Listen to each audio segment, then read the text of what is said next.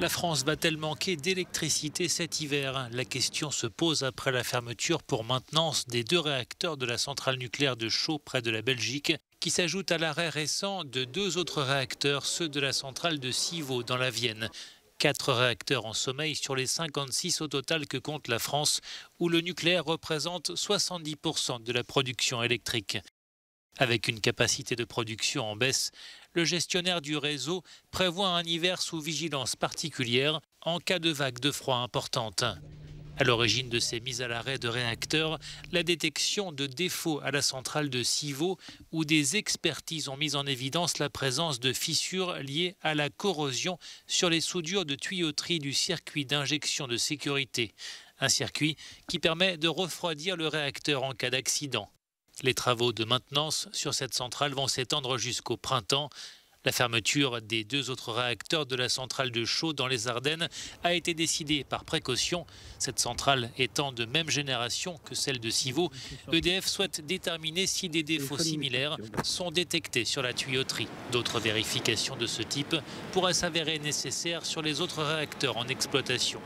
Conséquence, EDF, qui produira donc moins d'électricité que prévu cette année, a vu sa cotation suspendue jeudi après-midi à la Bourse de Paris, alors que le titre chutait de façon spectaculaire de 16%.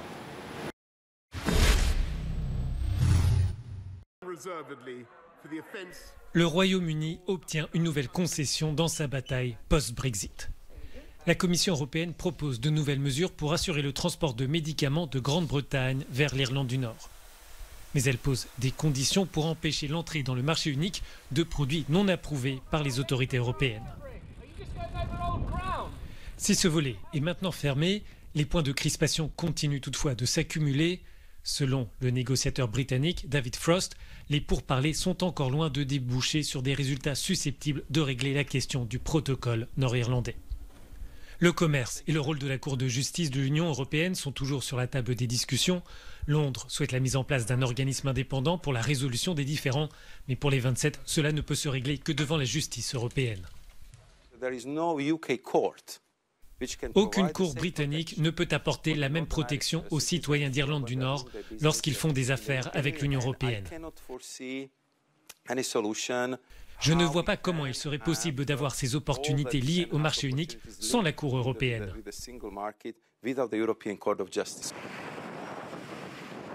L'Irlande du Nord, territoire britannique, est toujours membre du marché européen. Cette solution, dite du protocole nord-irlandais, permet de préserver l'accord du Vendredi Saint qui a apporté la paix sur l'île d'Irlande. La frontière entre l'Union et le Royaume-Uni se situe désormais en mer d'Irlande, mais les charges administratives liées à cette douane sont source de tensions entre les négociateurs.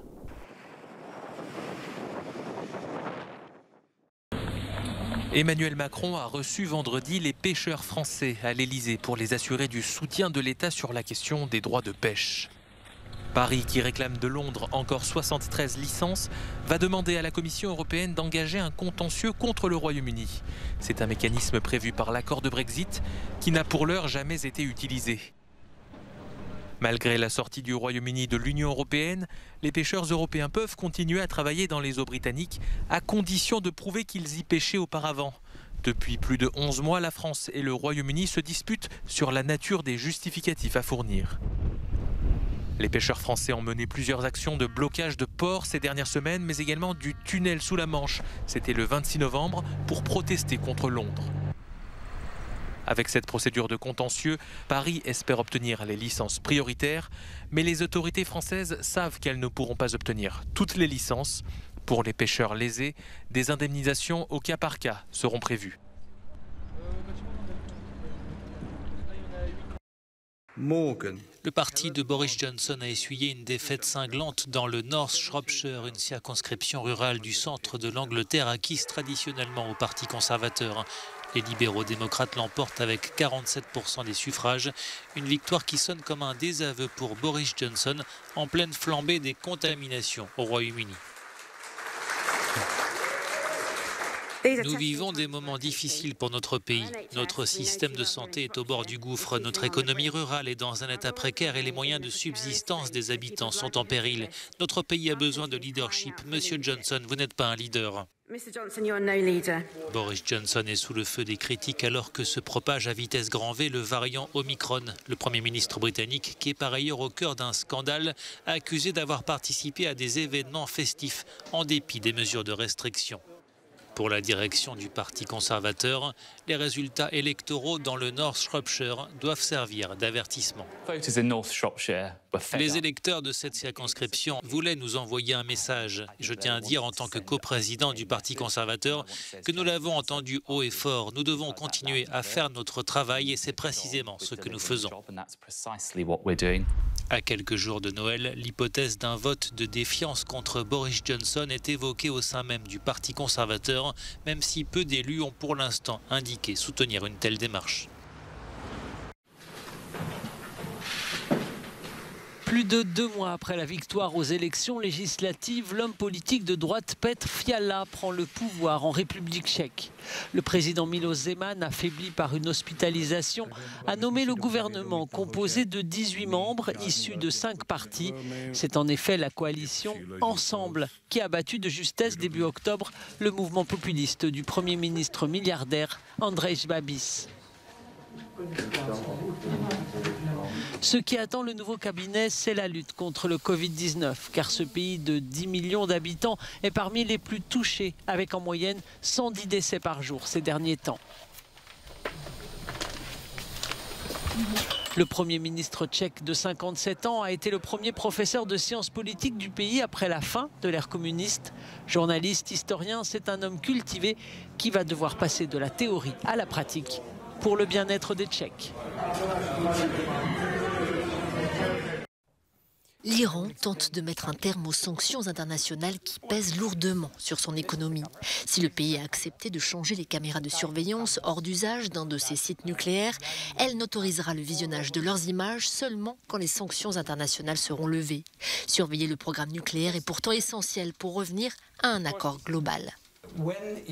Lorsque l'Iran et l'AIEA seront d'accord, nous aurons accès à ces informations. La condition préalable ou l'hypothèse sur laquelle cet accord a été signé était que cela se produirait lorsqu'il y aurait un accord.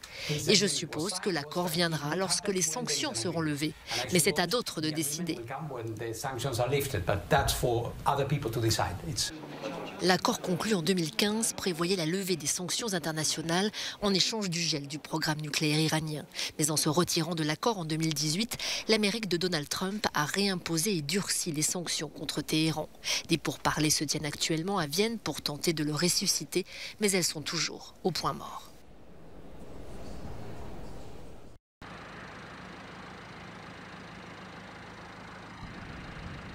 L'exploitation du lithium devait bientôt commencer dans cette région de l'ouest de la Serbie. Mais les autorités locales en ont décidé autrement. Le parlement de la ville serbe de Loznica a suspendu le projet minier du géant anglo-australien Rio Tinto. Cette décision a été prise à la suite d'une pétition signée par plus de 5000 personnes et alors que de nombreuses manifestations ont secoué le pays. Pour faire face à la controverse, le gouvernement serbe a promis plus de transparence. Les écologistes et les habitants accusent notamment Rio Tinto et les autorités du pays de cacher les conséquences dramatiques de cette mine sur l'environnement. Le Palazzo Grassi Punta della Dogana à Venise rend hommage à l'artiste contemporain américain Bruce Nauman. Cette exposition vous propose une expérience immersive. Vous êtes invité à mettre en jeu votre corps, vos sens et votre esprit, un processus essentiel pour comprendre la recherche de l'artiste. Direction ensuite la Russie. Le musée de l'Ermitage à Saint-Pétersbourg vous invite à découvrir l'artiste allemand Albrecht Dürer. Plus de 400 gravures sont exposées pour marquer les 550 ans de la naissance de cet artiste majeur de la Renaissance. Albrecht Dürer a été le premier à réaliser simultanément des gravures sur bois et sur cuivre. Il a élevé la xylographie au rang de grand art.